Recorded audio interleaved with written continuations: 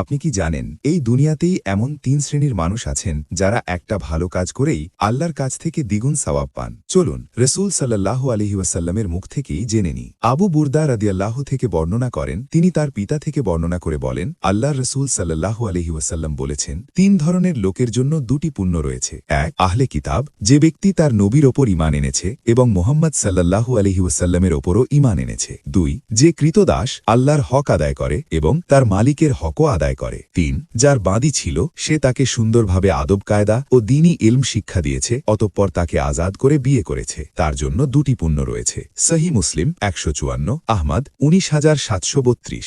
এই হাদিস থেকে আমরা কি শিখি? প্রথমত, সত্যকে চিনে গ্রহণ করলে আল্লাহ দ্বিগুণ পুরস্কার দেন।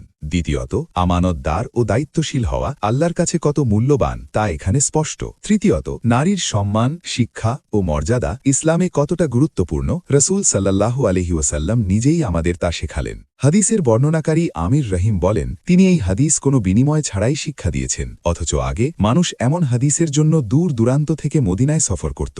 আজকের চ্যালেঞ্জ, এই ভিডিওটা কমপক্ষে একজনের সাথে শেয়ার করুন যাতে সেও জানে দ্বিগুণ সওয়াব পাওয়ার রাস্তা কোথায়। ভিডিওটি উপকারী মনে হলে লাইক দিন, শেয়ার করুন এবং কমেন্টে লিখুন ২টি পুণ্য। আর এমন হাদিস ভিত্তিক ভিডিও পেতে চ্যানেলটি ফলো বা সাবস্ক্রাইব করতে ভুলবেন না। আল্লাহ আমাদের সবাইকে দ্বিগুণ সওয়াব পাওয়ার রাস্তায় চলার তৌফিক দিন। আমিন।